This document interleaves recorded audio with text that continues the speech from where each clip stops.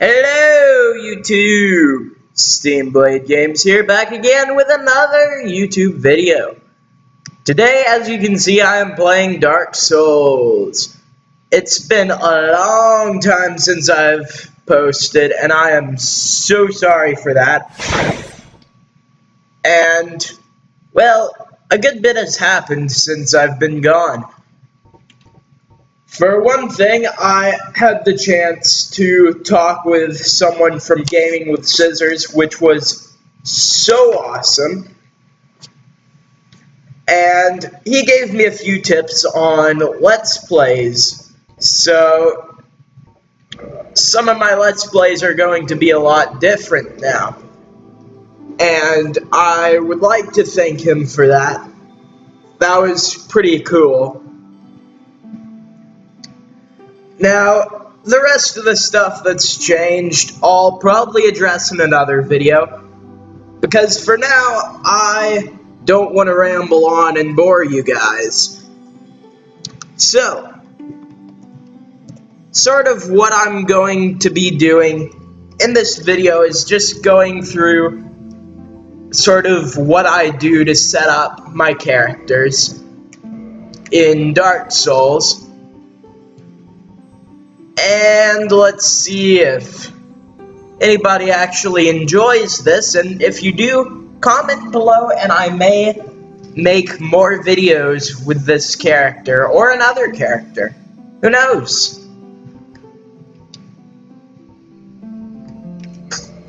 So, here's the first thing that I did that's a little bit different from what other people do. I picked the Twin Humanites over the Master Key. If you start with anything other than the Thief, then pick the Master Key. It is by far the best.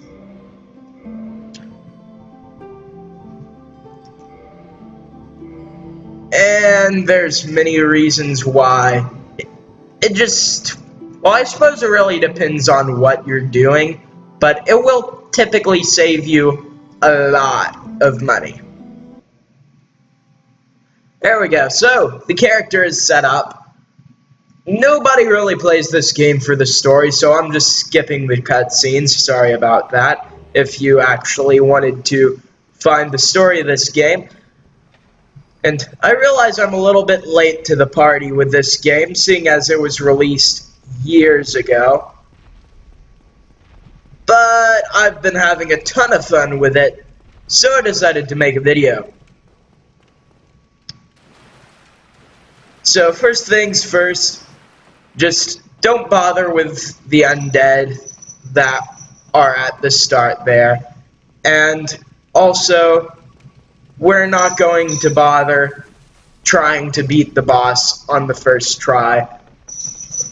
If you beat him on the first try, he drops the Demon's Great Hammer, which is a super powerful strength weapon, but it requires 34 strength to one-hand it.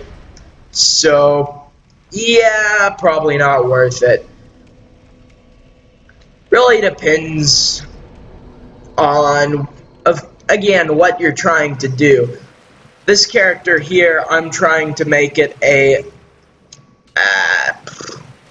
dexterity build, since I've just been doing strength builds for a long time, and I actually know what weapon I'm going to use and everything. I'm going to try and get the Gargoyle Tail Axe, which is exactly what it sounds like. Like, it's an axe from the tail of a gargoyle.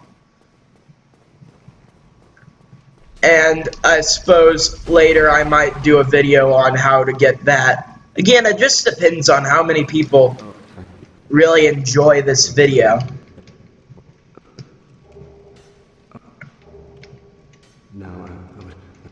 So as you can see there, I got the Estus flasks and the key that is needed to go through here. And I should have probably equipped my sword. I mean, my dagger. Whatever it is. Okay, he looks fairly trapped right there. So I'll just go ahead and equip my gear. and take him out, since I don't want him bugging me. Oh, what has happened?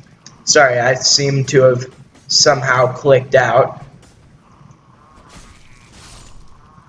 As you can see, I am not fantastic at this game, especially when it is lagging.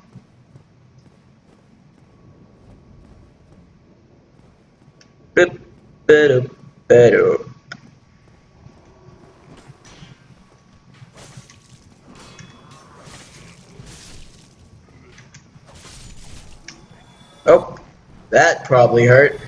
How did the arrow... Never mind. I suppose physics is not entirely necessary. So now here's the boss fight. I'm just going to go ahead and two-hand my weapon just for that little extra bit of damage. Then plunging attack right on into the boss, and I'm gonna immediately try and get behind him. This is kind of the key to fighting him, as his leg will, like, push you back. Ow. That kind of hurt. I'll just go ahead and lock on. Oh, that didn't turn out too well for me. Now, there are some people who are super good at this boss fight. I'm not particularly good at any boss fights in this game, to be completely honest with you. And so if I sit here stumbling for a while, that is why. And I'm just going to get my shield out. Oh, one more hit and he is down. Same for me though. Oh no. Whoa. That was close. And dead. GG. Thank you for the key. And now on to the next area. And this is where some of the pretty interesting stuff starts to happen. Like, first of all, some people may not know about it, but there is actually a Soul of the Lost Undead right there. So that's a good thing to know. Whew. And now to get out of this place, skip that cutscene. Skip that one too. Rest at the bonfire.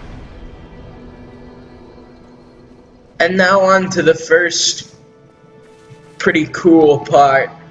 So, I am just going to unequip my arm. Well, actually, let me check something here. Equip load. Yeah, that's probably like exactly 25% of my equip load. So, never mind, I'm not going to unequip all my gear. That would, on second thought, be probably fairly stupid.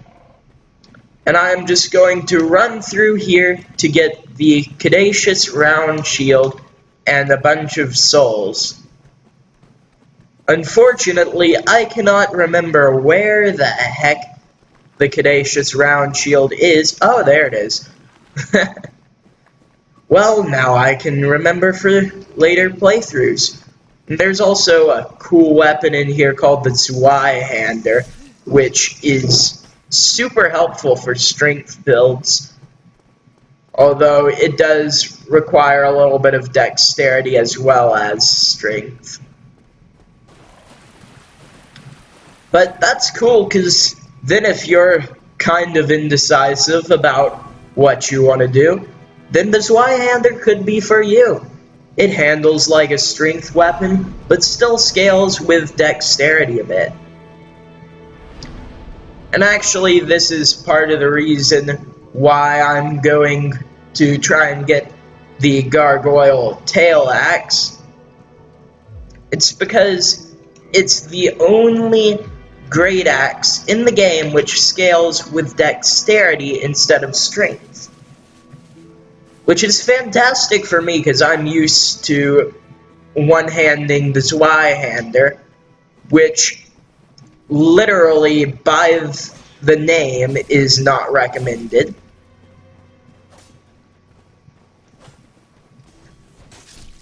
And actually, I probably should have equipped the Caduceus Round Shield already. So what the Caduceus Round Shield does is, unlike your starting shield, it blocks 100% of the damage. And look at that fantastic start. Well, that was definitely what I was intending to do. Now to retry that. But first, there is actually somewhere I would like to go. And I had completely forgotten about this part of the playthrough. So something to note, once you get the, Fire Keeper's Soul or whatever it is, don't use it. Bring it here and have her reinforce your Estus flasks. That's what the Firekeeper souls do.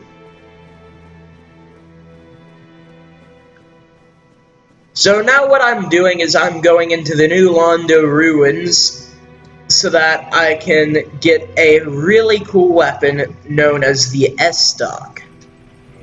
And all I'm really going to need for this is a shield. Actually, I probably don't even need my shield, because there are no enemies on the way unless you really just feel like being a jerk. In which case you can attack these guys and they'll attack you back, because nobody really appreciates being attacked. So he gave me the S-Stock. I'm also going to run down here and roll right over that barrel and then break it open and get the Transient Curse. I honestly will probably have no use for that. However, I just like looting everything. So, yeah. Now this is where the Master Key begins to be helpful. So, I open that up, and welcome to the Valley of the Drakes. Minus the "the." It's just the Valley of Drakes. Occasionally known as the Valley of Rappers, and other stuff. But, like if you get that joke, and like if you get that joke but hated it. Honestly, I hated that joke too, even though I made it. Now, something to note here that I actually didn't notice on my first playthrough. This guy here, even though he seems to have no eyeballs, that must be helpful for combat, is not dead. He is actually asleep. And if you go in there and grab those things, then, yeah, he'll wake up and he has like 3,000 health and can one-shot you if you get too close. And everybody loves getting one-shotted. Oh, sorry, I thought that was a secret path that I now remember was somewhere else. So, something to note here. These guys breathe lightning. That's not good if you do not enjoy being electrocuted. So, you're going to have to sprint as fast as you possibly can and hope you don't get zapped like I just did. Now here seems like a safe spot, so I'll Estus Flask up and continue sprinting. If you sprint in just a certain way, you won't get harmed by any of these guys, but I unfortunately stink at this, so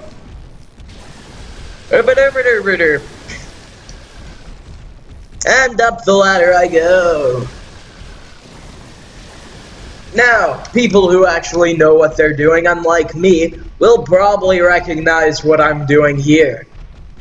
What I'm doing is getting the red tier stone ring, which is super helpful and so easy to get that honestly, if you pass it up, you may or may not be crazy. And you also saw us picked up this thing on the way, which is a heavier version of the Caduceus round shield. But not just that, also, it is one of the best, if not the best, small shield in the game. So that's pretty awesome. And I'll go ahead and equip the S-Stock for the heck of it. And of course, I also got the Brigand gear, which I believe is the exact same as my Thief gear. Actually, no, slightly different. I may as well go ahead and equip some of it, since it all seems to be the same weight. Alrighty, so that sort of sums up what I'm going to be doing. And I may or may not make another video. That depends on how much you guys like this. If I do make another video, it will just be a normal playthrough. And thank you guys for watching. I will be posting more videos soon, I swear. Goodbye! If I can actually figure out how to stop this. There